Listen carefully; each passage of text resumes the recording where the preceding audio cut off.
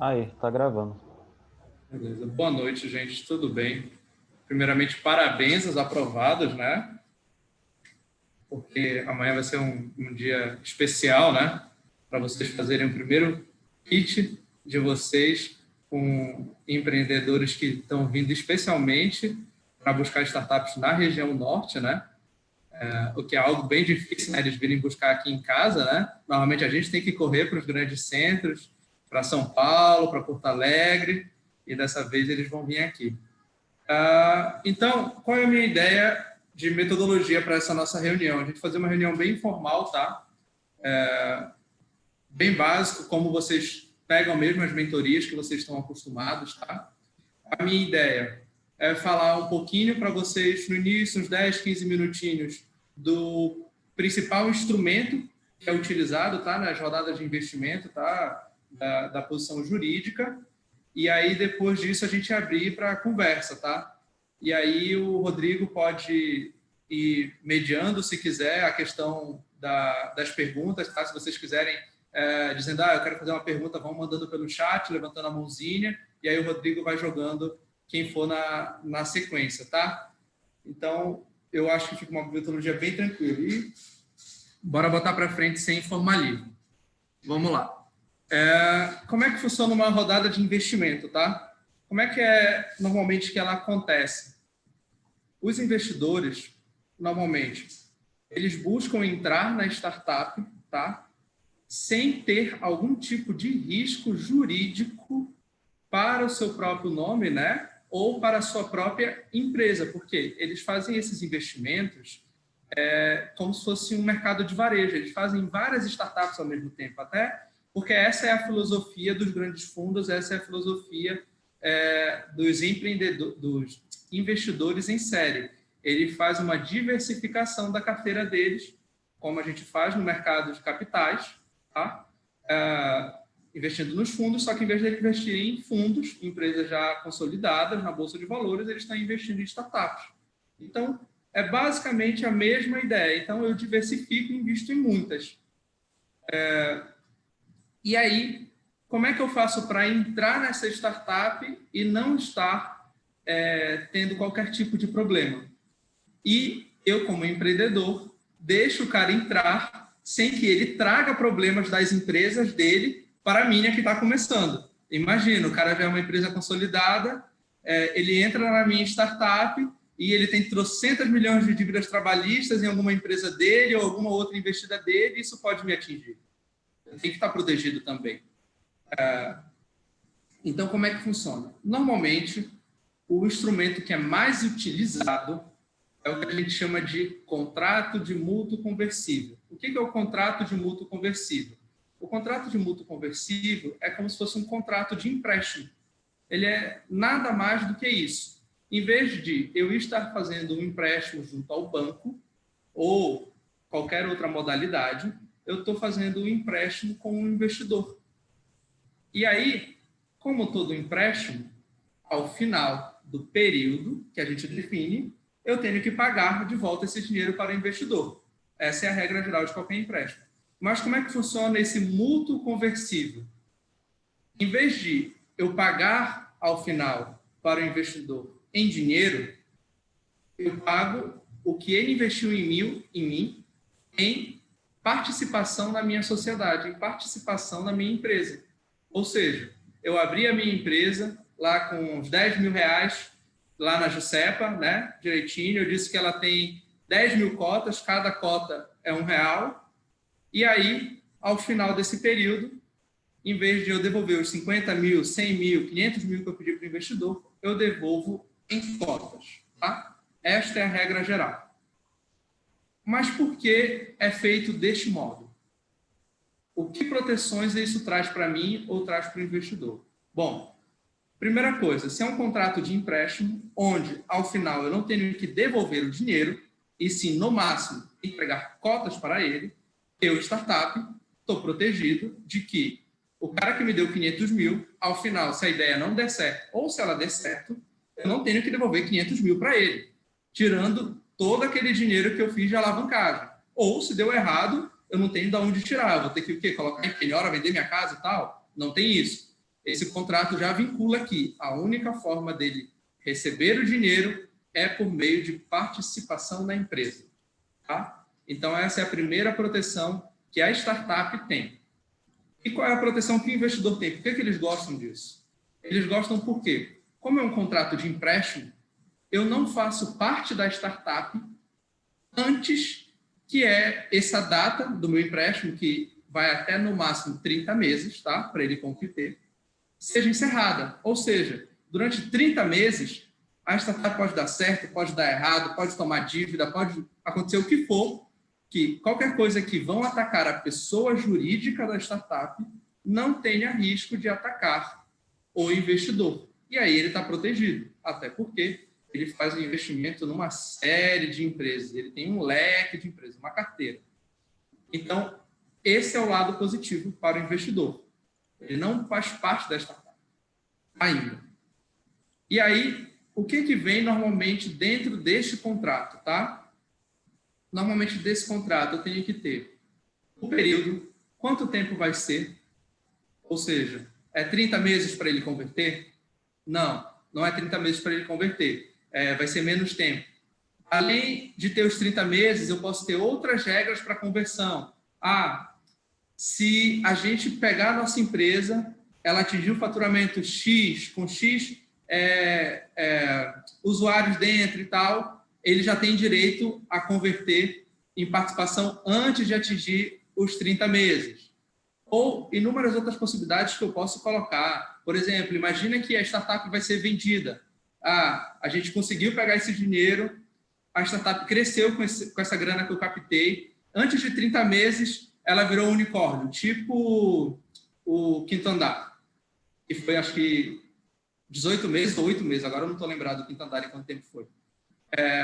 E aí, eles viraram um unicórnio. Consequentemente, eles transformaram o tipo societário deles, eles transformaram de uma empresa limitada, que é normalmente o que todo mundo abre, numa empresa SA, para poder colocar na Bolsa de Valores, para poder fazer outros tipos de rodada de investimento.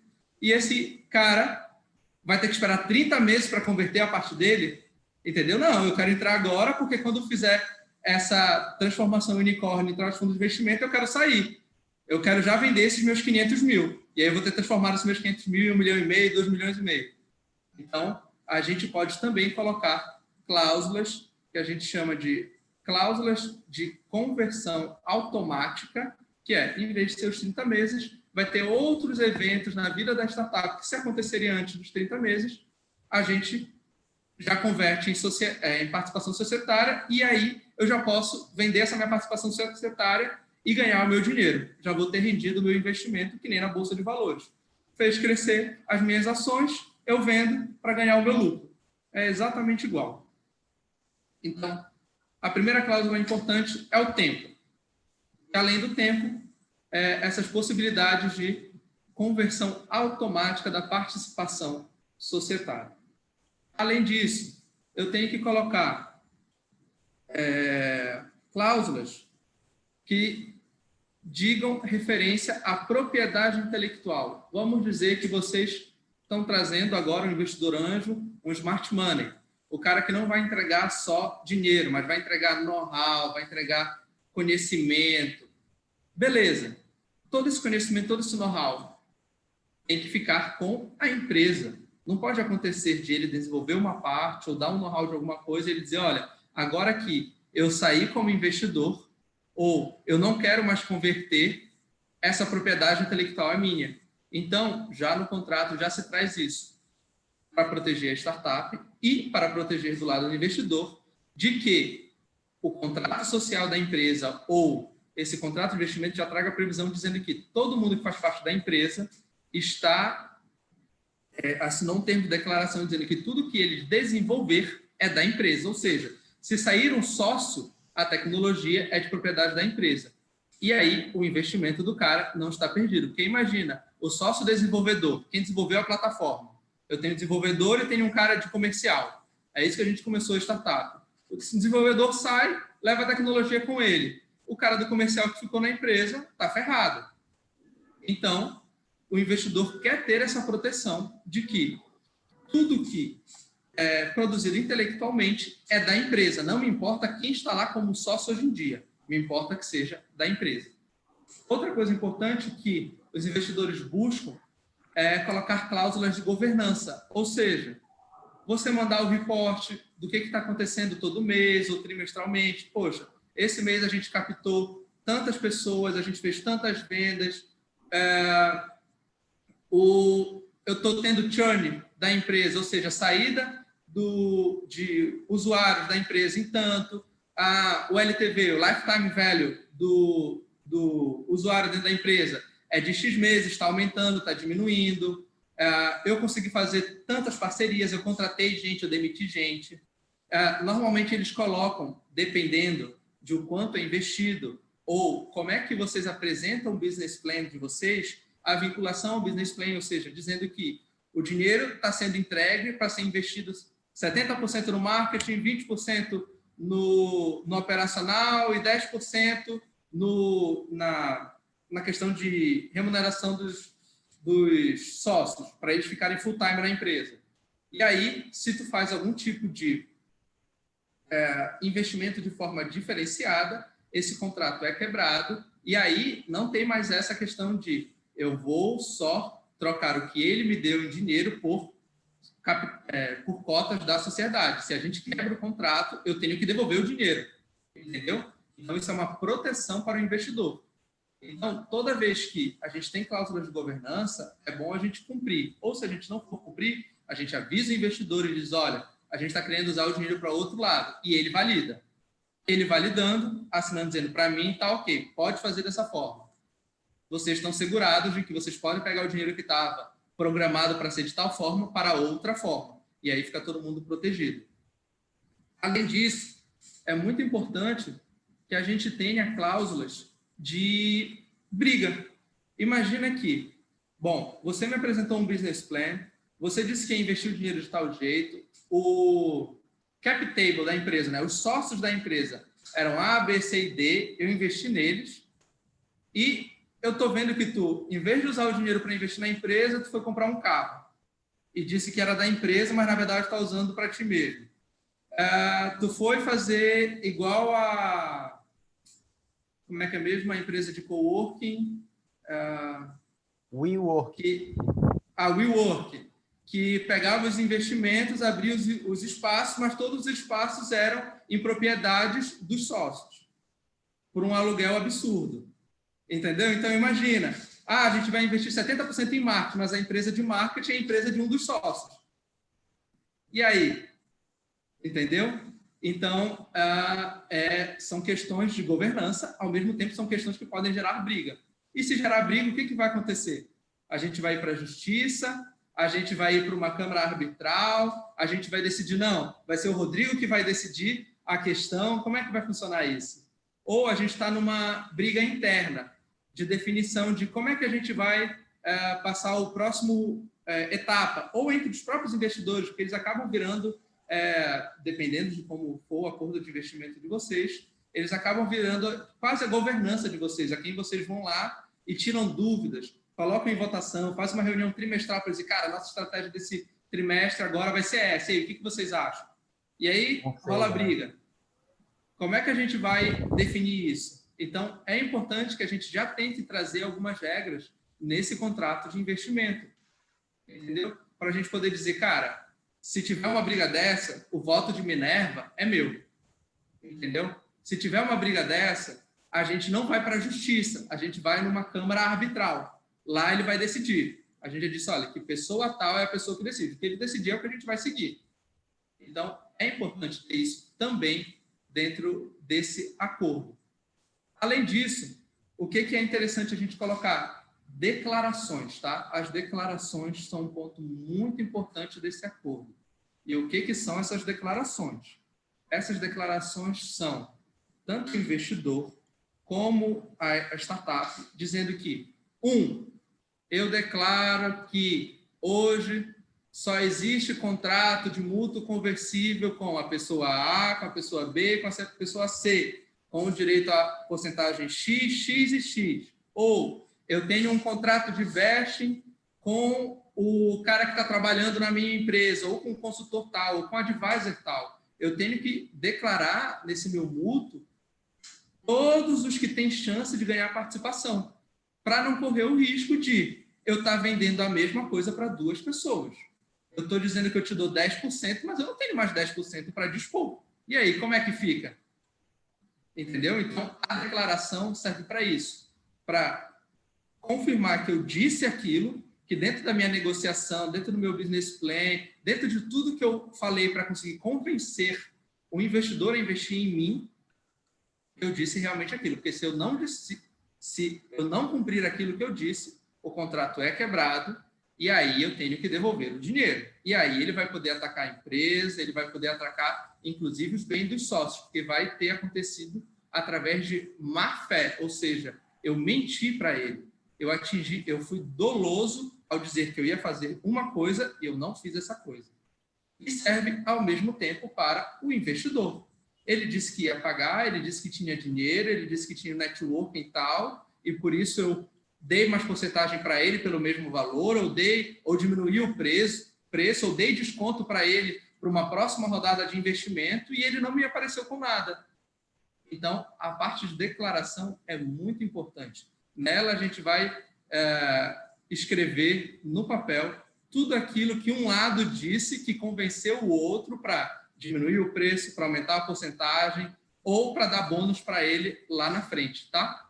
Assim como é nela que vai estar declarado que eu apresentei todos os documentos que ele pediu, que ele, investidor, foi lá e olhou tudo que queria olhar sobre a solução, sobre a propriedade intelectual, sobre os balanços da empresa, sobre as certidões na Justiça, na Receita Federal, dizendo que, olha, não tem nada devendo, você não tem nenhum processo, você não tem nenhum risco. Para ele não poder dizer, olha, eu não recebi papel nenhum. E acabou que, no final das contas, eu dei tudo papel físico, não foi por e-mail ou alguma forma de comprovar, mas está lá na declaração, dizendo, olha, eu entreguei o papel A, B, C e D. No papel que eu tinha a informação A, B, C e D.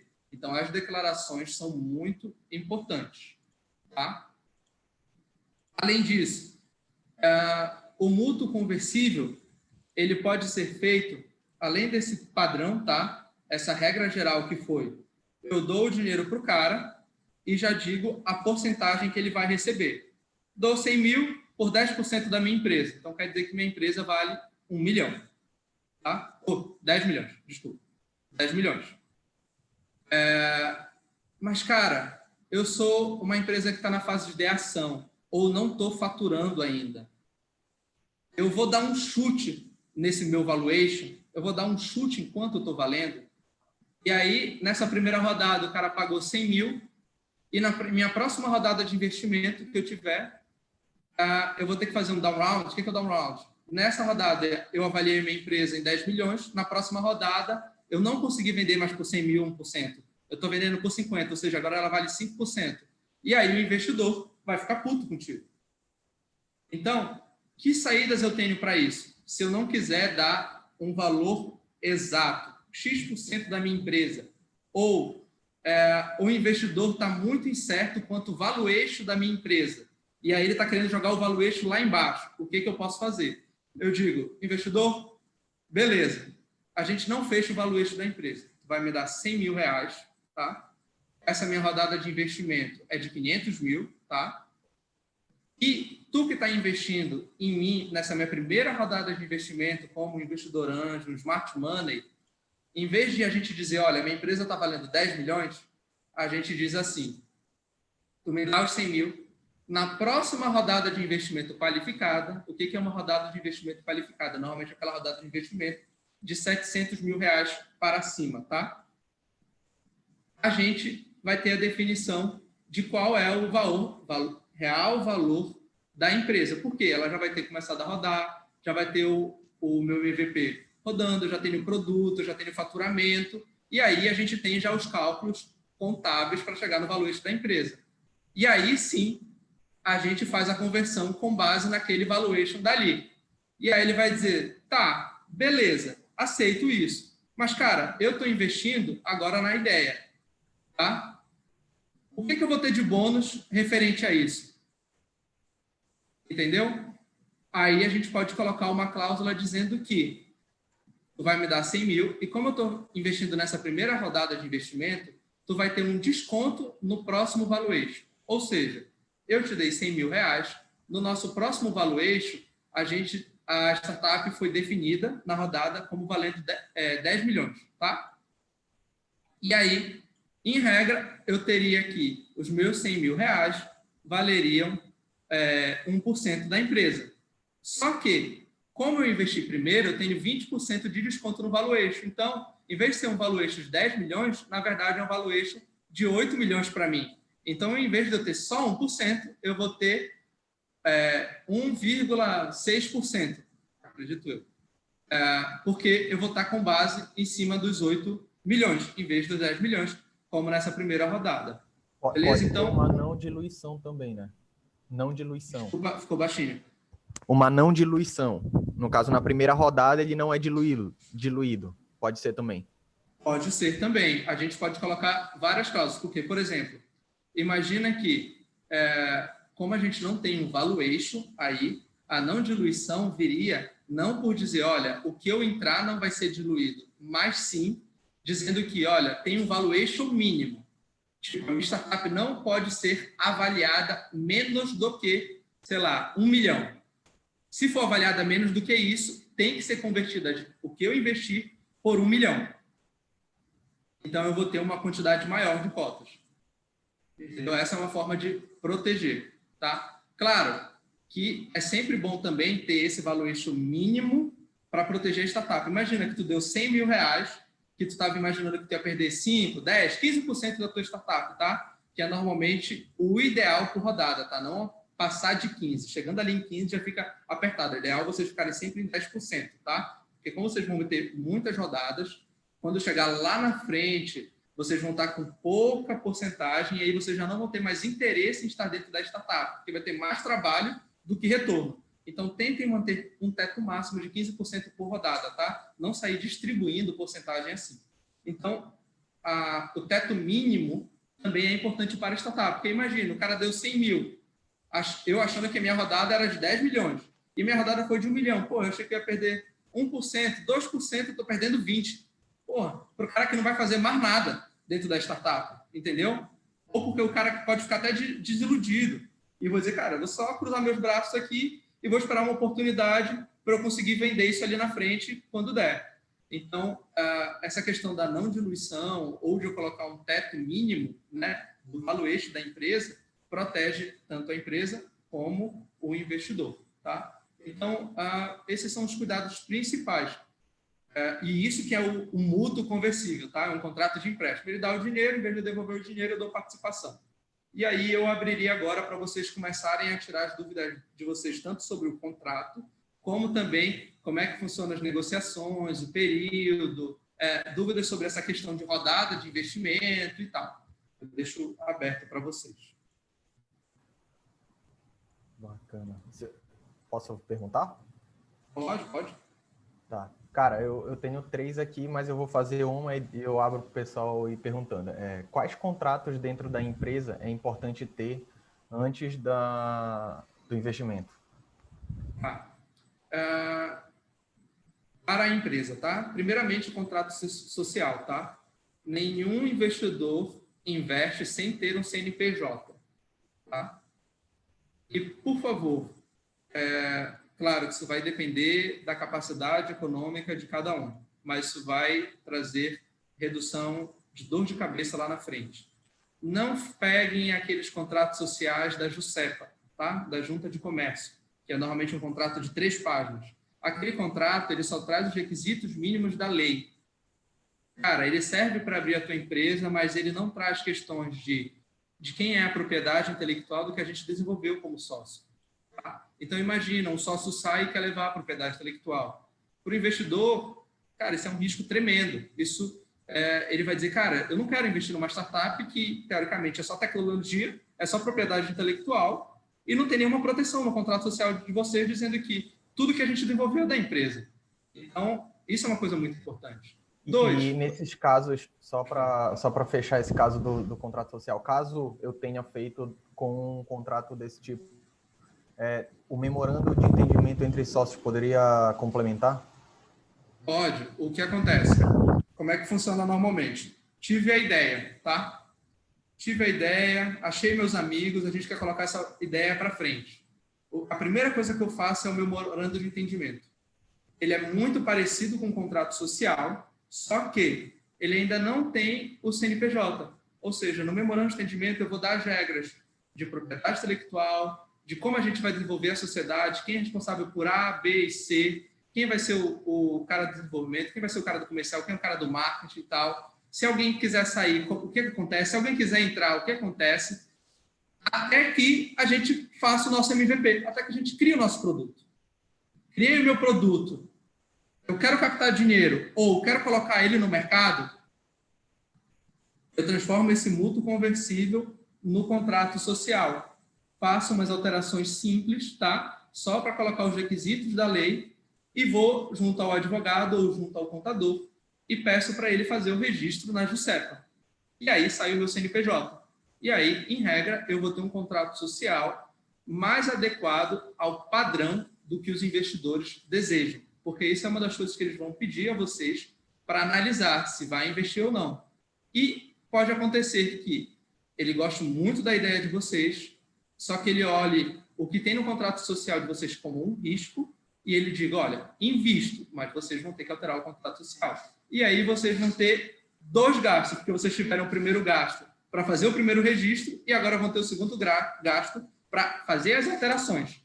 Então, vale muito mais a pena vocês já terem feito na primeira vez. Entendeu? Então, esse é o primeiro, contrato social, tá? Segunda coisa importante, contrato dos colaboradores de vocês. Se vocês tiverem empregados, se vocês tiverem outras pessoas que estão fazendo participação com vocês, olha, eu me juntei com uma empresa para desenvolver uma parte do projeto. Então, esses contratos têm que estar sempre feitos e têm que estar sempre protegendo a tecnologia. Tem que estar sempre protegendo o produto. E sempre pensando, se der merda, se der cagada, encerrar isso daqui, é de quem o que a gente desenvolveu, entendeu? Então, isso é muito importante porque o investidor vai querer saber. Beleza, isso que desenvolveu é realmente teu? Então, esses contratos têm que estar alinhados. Seja funcionário CLT, seja funcionário parceiro, seja contrato de desenvolvimento de alguma coisa, ou seja só uma parceria comercial. Então, tem que ter o contrato sempre, porque o investidor vai pedir.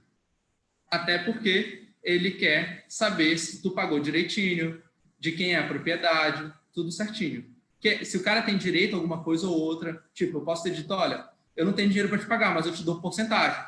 Então, já vai isso lá no contrato de mútuo, entendeu?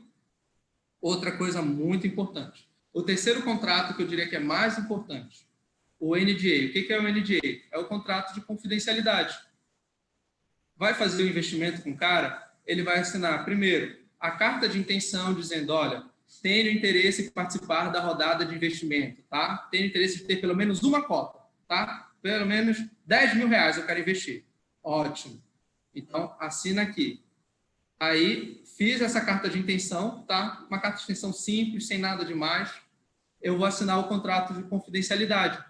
E lá, eu vou começar a apresentar meu business plan, os meus contratos, como é que funciona a minha startup, como é que é, quais são as minhas sacadas, e aí eu tenho que estar protegido pela confidencialidade, porque uma vez que ele toma conhecimento disso, ele não vai poder investir em outra startup que tenha o mesmo business de vocês. Entendeu? Pelo um período, normalmente, eu gosto de colocar de 2 a 3 anos, que é normalmente o período que faz a rodagem da tecnologia. 2 ou 3 anos é um bom período, já mudou muita coisa. Entendeu?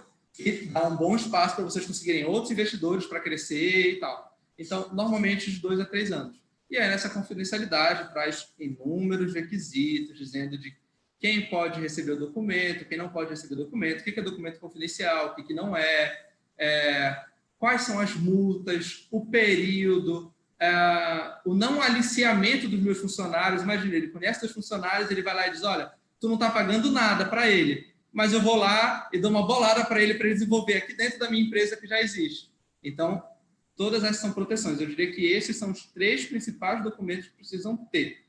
contrato social, contrato de confidencialidade e está organizado todos os contratos com aqueles que já tocaram na empresa, ou desenvolveram algo para a empresa, ou são parceiros da empresa. Juridicamente falando, tá? Além disso, vai entrar balanço da empresa, algumas vezes eles fazem as certidões, certidão na Justiça Comum, certidão na Justiça Federal, certidão na Receita Federal, certidão ambiental, dependendo do teu business, certidão, licença de produção ou desenvolvimento da tua solução, adequação, por exemplo, a PIMPOS, as regras do Conselho Federal de Medicina, de um bank, a CVM, ao Banco Central Brasileiro, e por aí vai. Então, pode ter esses agregados de certidões ou documentos que eles peçam, que são inerentes ao modelo de negócio que vocês escolheram, tá? Então, tudo isso entra como é que é mesmo? No malote que vocês entregam para o investidor. E o contrato de confidencialidade protege também isso, porque além de vocês entregarem todos os fornecedores de vocês acabaram de dizer qual é o beabá para o cara desenvolver a mesma coisa que vocês. Então, por isso tem que ter esse cuidado. E aí a Juliana mandou uma pergunta aqui.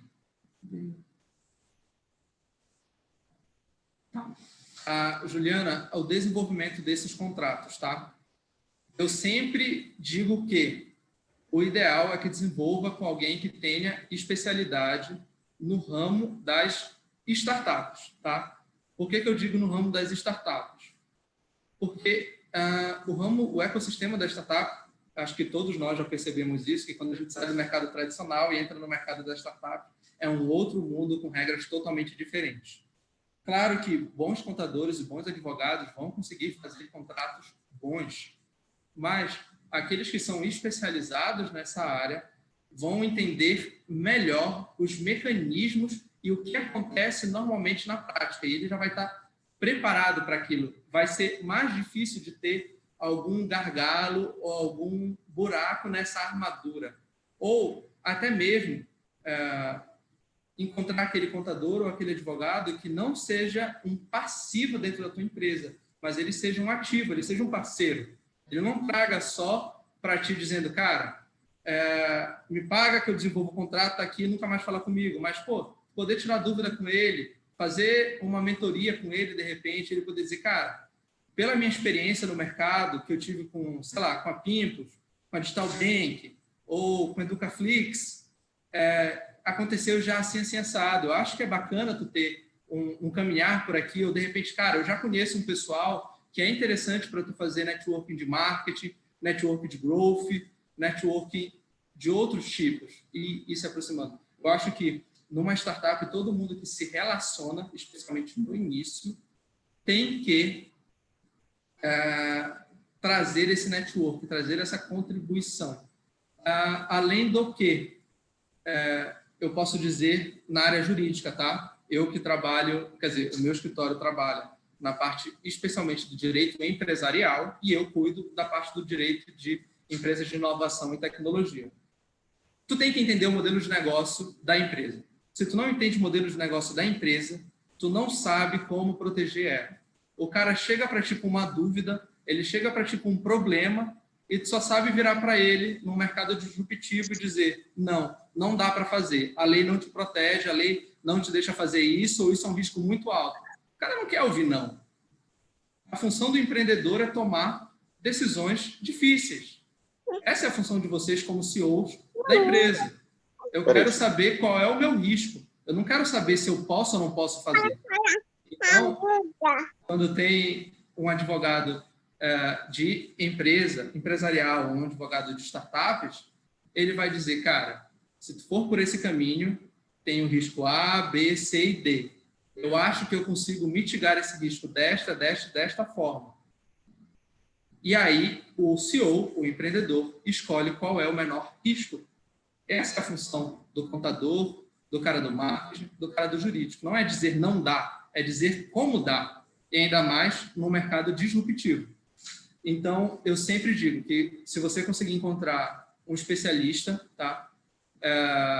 Conseguir conversar com ele quanto Cara, a forma de como vai pagar ele para poder caber no teu orçamento, ou realmente ver se ele tem uma forma de plano parcelado, ou dizer assim, cara, agora tu tá querendo um McLanche Feliz completo, entendeu? Mas tu não precisa disso. Por enquanto, é só a batatinha que tu precisa, ou é só o refrigerante, é só o hambúrguer. Faz assim, primeiro, contrata esse daqui, leva só um hambúrguer.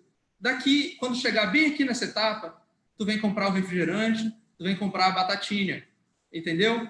Então, eu acho que esse é o diferencial de qualquer um que trabalhe no mercado especializado, seja marketing, seja brand, seja contador, seja jurídico, seja desenvolvedor. Ele sabe dizer, cara, tu não vai precisar disso aqui agora, vai precisar disso aqui lá na frente. Então, lá na frente, tu já vai ajeitando o teu caixa, vai deixando ali o teu dinheiro, porque tu vai pagar e tu vai precisar, vai estar amarrado, ou de repente, um investidor, tu pega o dinheiro do investidor e coloca, algo do tipo, faz essas amarragens, e aí vai indo. Então, respondendo a Juliana, eu sempre prezo pelo especializado, mas se não der, é melhor ter alguém que faça algo do que não ter nada, porque aí perde totalmente a oportunidade, está totalmente protegido, tu pode acabar com a tua empresa logo no início. E pior ainda, pode acabar com o teu CPF, né? Com a pessoa física, tu e dos teus sócios. Tá? Guilhermo, eu só vou ler a primeira pergunta dela, porque na gravação não aparece o que perguntaram no chat. Então, rapidinho. A Juliana perguntou assim, gostaria de saber se qualquer pessoa pode elaborar, entre aspas, da entrada nesses contratos, ou deve ser um contador, alguém especializado. E já engatando, né, a segunda pergunta que ela fez aqui, em relação ao período da contrapartida para o investidor. A partir do momento em que ele adquire uma cota, há um prazo final ou ele que decidirá o momento de sair / vender? Beleza, hein? Bacana isso. Ele passou pelo período, tá? Ele fez a conversão em participação na sociedade de vocês, na startup de vocês. Essa saída dele não é a qualquer momento, tá? Em regra. Como é que funciona? Normalmente ele vai sair só na próxima rodada de investimento, tá? Porque é exatamente isso que os investidores iniciais fazem. Ele entra nessa primeira etapa, quando a empresa cresce, ele dá lugar aos próximos investidores, tá? Isso já pode estar previsto dentro do contrato de mútuo, isso pode estar previsto já dentro do contrato social, ou eu posso fazer outros acordos quando ele virar sócio, e aí a gente tem o que a gente chama de acordo de cotistas, acordo de acionistas, acordo de sócios, que são esses acordos para discutir questões como essas, tá? Mas normalmente como é que acontece no mercado? Os primeiros investidores são substituídos pelos próximos. Normalmente eu faço rodadas de investimento para monetização da empresa, que são essas de captação de dinheiro para a empresa, para torrar na empresa, bem como nessas mesmas rodadas eu deixo parte de participações, vamos dizer que essa rodada é de 20%, tá? Da minha empresa. Nesses 20%, 15% vai ser para monetizar a empresa, 5% vai ser para monetizar os sócios, ou seja, os sócios que tinham 1%, 2%, que quiserem sair, fazem essa saída agora. Diz, olha, eu quero sair. E aí, nesse momento, eu saio. Bem como eu posso fazer rodadas de investimento, normalmente essas, quando já são com fundos de investimento, tá? Exatamente só para monetizar todo mundo. Dizer, olha, vai entrar o fundo de investimento, eu vou limpar o cap table, tá? Eu vou limpar esse bando de investidor que vocês tiveram nos últimos 5 anos e vai ser todo mundo vendido para o fundo ser dono de tudo, tá? E aí vai ficar vocês e o fundo. Então, normalmente são nesses momentos, é uma coisa conversada, tá? E a prática de mercado é assim. Quanto tempo normalmente o investidor que está entrando agora nesta etapa fica dentro da empresa, tá? Ele vai ficar dentro da empresa uma média de 5 a 7 anos, tá? Vai depender muito do desenvolvimento da sua startup. Se for uma startup meteórica, ele vai sair em 2 anos. Se for uma startup num prazo de tempo mais normal do que a prática de mercado, de 5 a 7 anos, esse cara que entrou aqui no início, ele vai ter a saída completa dele. Show de bola. E o Vitor Alves mandou uma pergunta aqui também.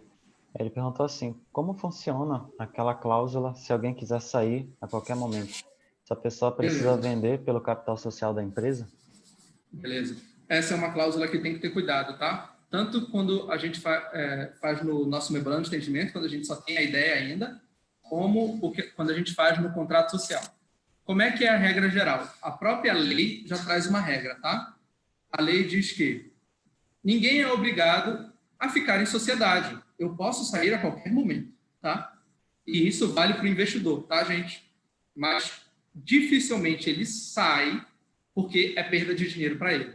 É diferente do cara que cresceu dentro da sociedade, tá? Mas essa regra serve para ele. Então, ele pode sair a qualquer momento. Mas se ele sair a qualquer momento, e não numa rodada de investimento, ele vai ser remunerado, segundo a lei, só pelo valor do capital social. E o que é o valor do capital social? Se a nossa empresa foi aberta com 10 mil reais e cada cota vale R$1, e ele tem só 10 cotas, em regra, ele receberia R$10 de cota, que é o valor que a gente chama de nominal da cota, tá?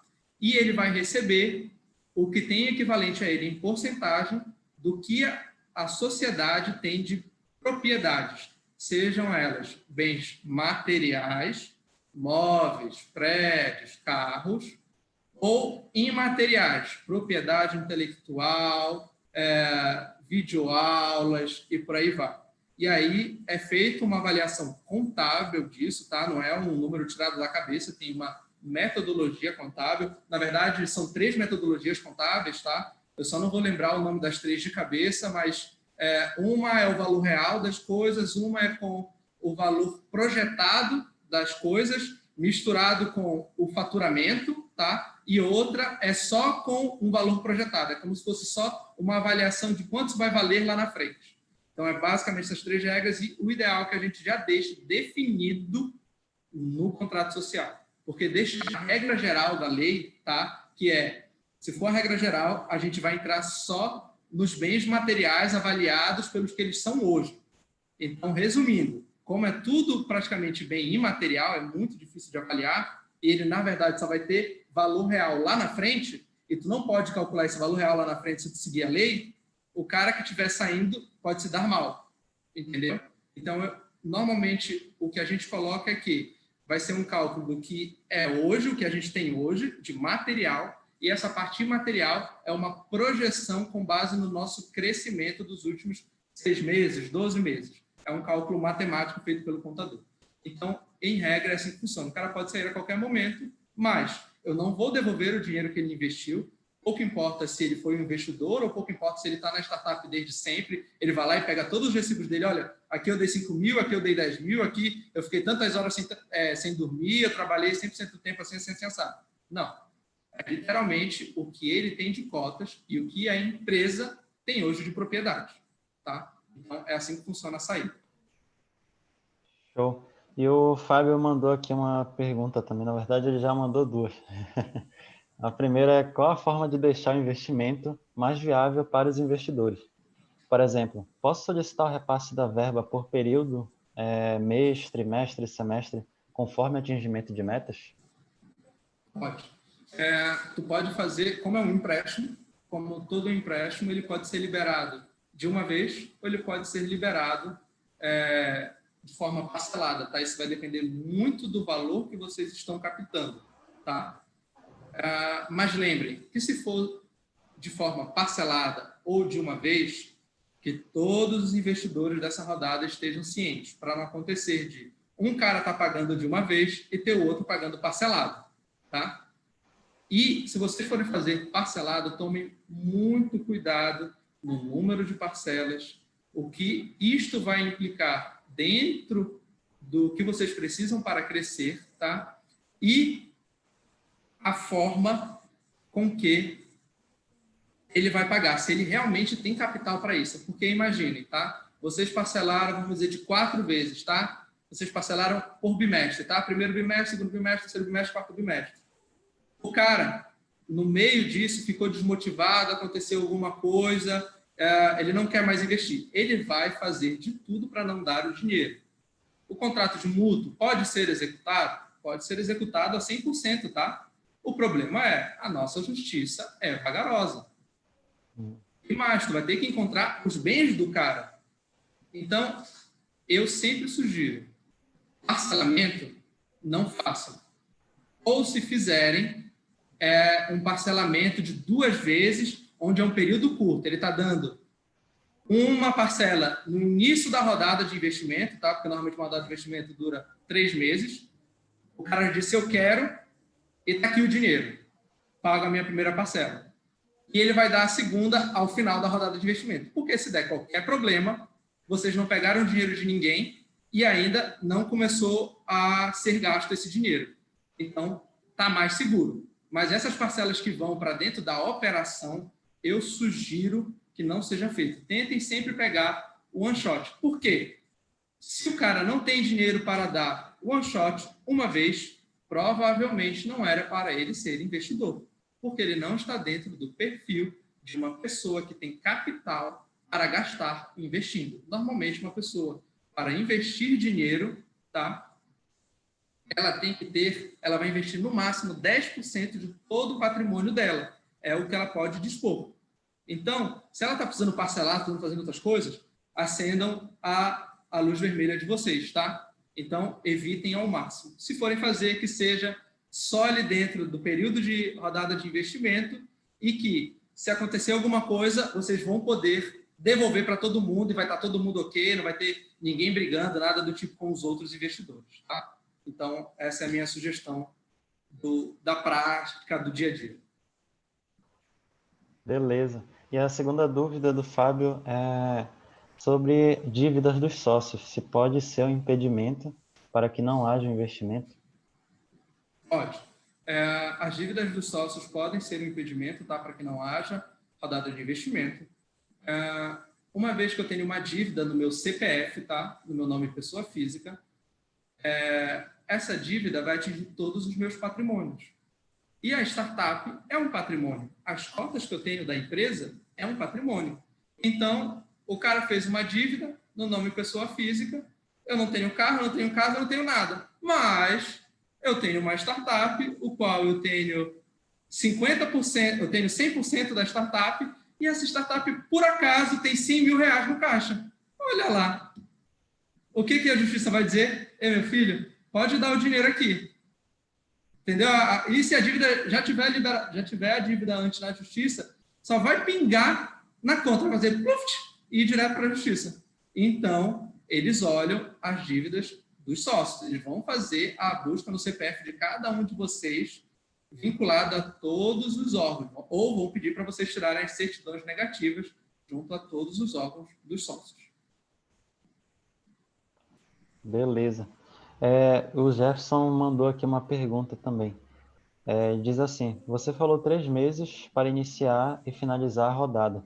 É normal este tempo? Qual o tempo médio que demora para conseguir finalizar esta rodada? Normalmente, as rodadas de investimento demoram normalmente 3 meses, tá? É o tempo de tu fazer tipo um pré-lançamento, começar a avisar que, olha, eu estou preparado, eu vou lançar, vou abrir a rodada. Nesses 3 meses, normalmente é quando tu senta presencialmente com todos os investidores, tu entrega a documentação para eles, eles vão mandar para o jurídico deles, para o contábil deles, os caras vão gastar pelo menos 1 mês nessa avaliação, tá? Não pode esquecer que vocês estão trabalhando com um cara que tem um tempo escasso ou uma empresa grande, então ela tem aprovações antes. Imagina se for uma empresa que tem compliance dentro, ele tem que autorizar pelo compliance. Então, isso é um tempo razoável para eles poderem saírem da primeira conversa dizendo, olha, eu sei o quanto vocês querem, eu sei quais são as formas de entrar e agora eu vou analisar a documentação para eu poder dizer, olha, está fechado, eu quero. Então, 3 meses é normalmente o tempo. Investidores que demoram 1 semana para responder isso, tá? Ou dizem, não, está aqui agora, bora, semana que vem eu já te pago e tal, tomem cuidado. Não porque o dinheiro deles não é bom, mas porque ele pode trazer muita dor de cabeça dentro da empresa.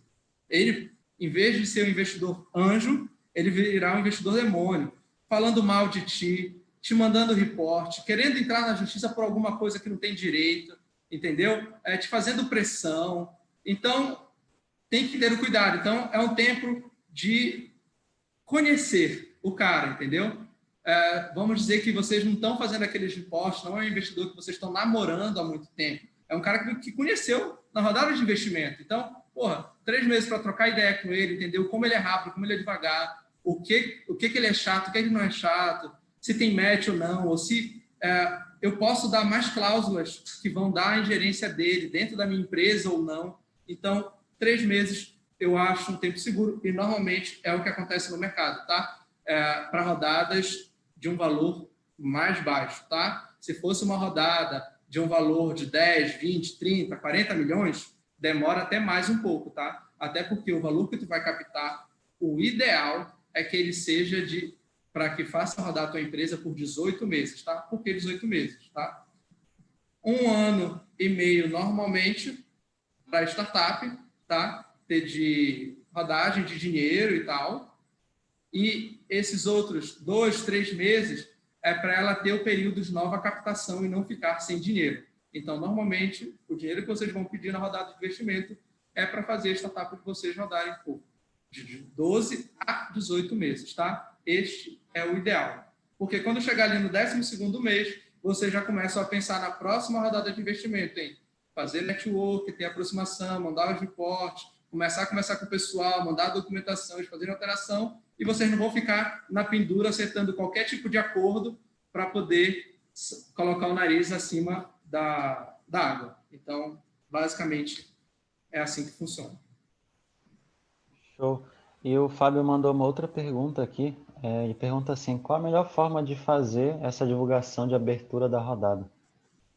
Cara, eu vou te trazer por experiência, tá? Das startups que eu advogo ou de outros investidores onde eles buscam, tá?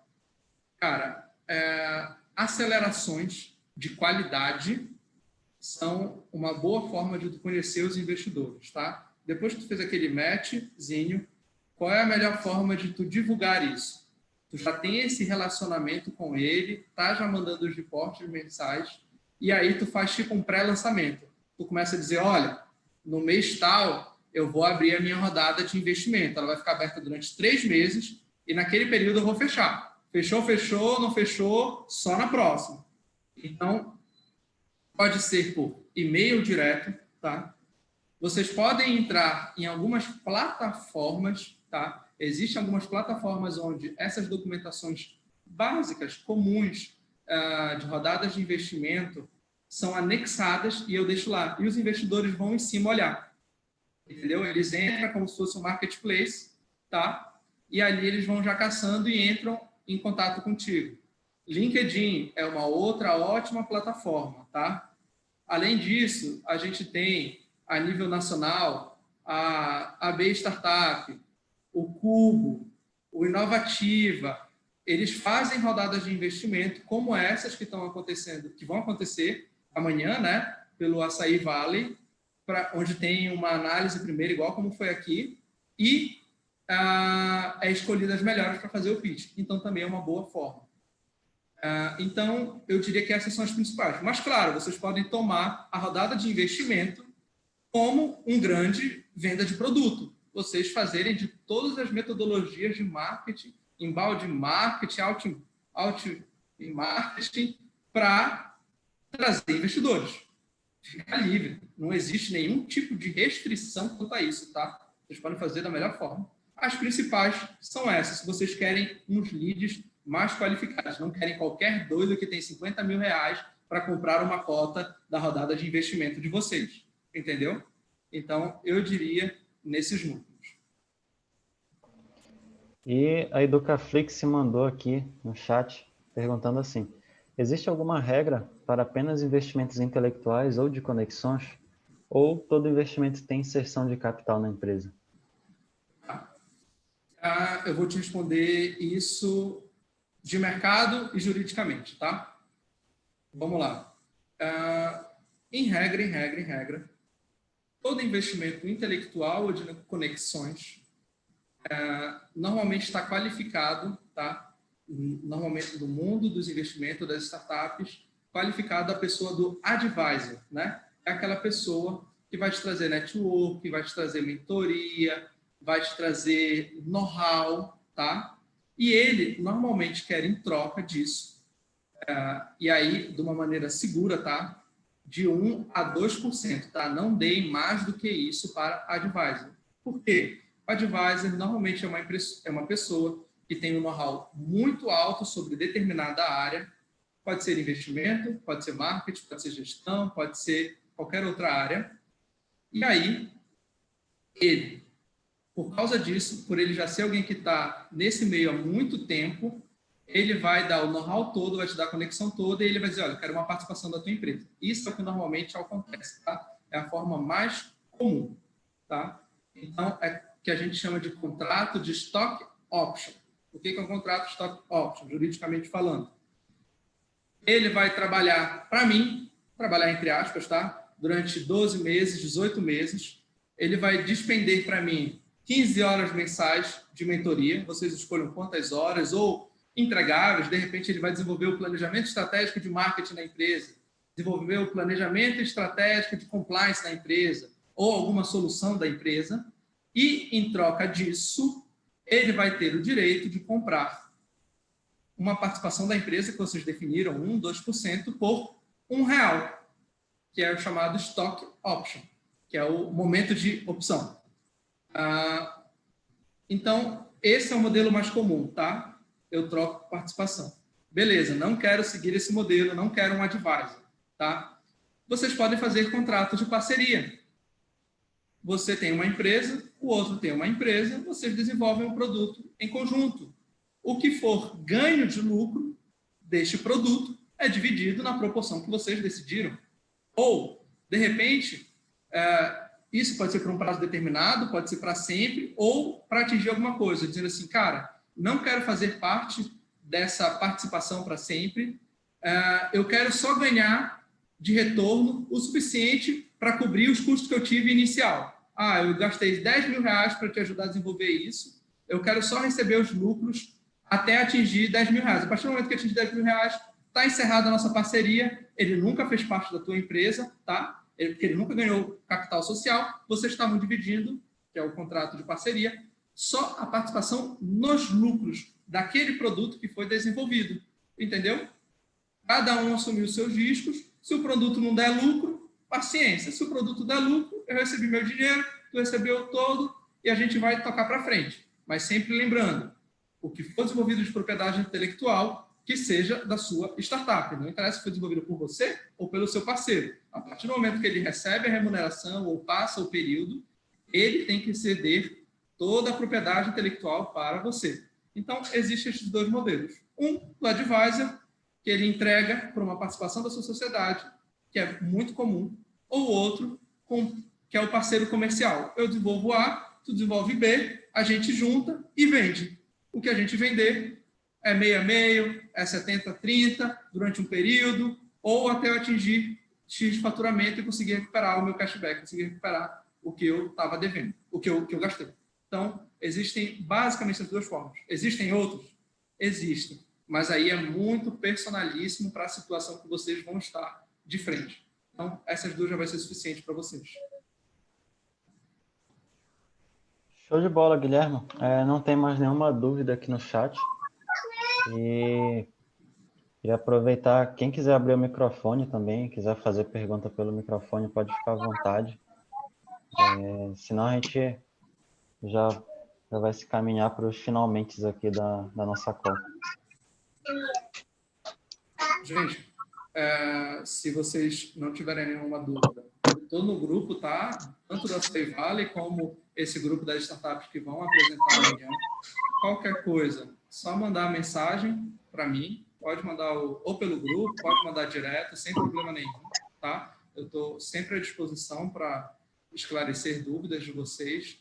Se vocês tiverem outras questões, depois que entrar na conversa, depois que entrar na rodada de investimento, ou mesmo de estruturação da sociedade de vocês, o meu escritório é parceiro do Açaí Vale, então, consequentemente, eu fiz planos ou preços variados só para as startups que são vinculadas ao Say Valley. A Pimpos é um exemplo desse, tá? Eles têm uma tabela de honorários própria só para eles, tá? Onde eles fizeram só um contrato para mim de exclusividade, entre aspas, porque teoricamente eles podem quebrar a qualquer momento porque não tem nenhuma multa, mas eles já têm uma tabela pré-definida do que eles vão precisar nessa jornada deles em regra. Inclusive, só de hora de mentoria. Se ele quer marcar uma hora comigo só para me bombardear de dúvidas, eu sempre falo para o Fábio, Fábio, faz a lista de dúvidas, tem 1 hora para conseguir arrancar de mim todas as tuas dúvidas. E já está lá tudo pré-definido. Não tem aquilo de dizer, não, tua startup está faturando mais, menos ou algo do tipo, não. Está lá. Então, também existe essa disposição para vocês e eu estou sempre apto a tirar qualquer dúvida que vocês tiverem, porque a minha ideia é fazer o ecossistema crescer e por isso que eu entrei como um dos diretores do Açaí Valley. Sensacional, Guilherme. Já quero te agradecer aqui pela tua disponibilidade, pelo teu tempo. E acredito que foi de grande valia esse momento com a galera que vai estar apresentando amanhã. Inclusive, aqui nessa chamada tem pessoas que não vão apresentar amanhã, mas se interessaram em saber, por já estarem inseridos, né, nesse meio agora. Os investidores já estão ali olhando para as startups que participaram do evento. Então, com certeza, foi um momento muito bacana para as startups conhecerem mais. Muito obrigado. De nada, obrigado. Eu que agradeço o tempo de vocês. Agradeço aí também. Valeu, Guilherme. E, pessoal, rapidinho, antes de vocês saírem, as startups que vão apresentar amanhã, que estão aqui nessa chamada, tem um detalhe sobre o link onde vocês vão fazer a apresentação. A gente vai fazer pelo StreamYard.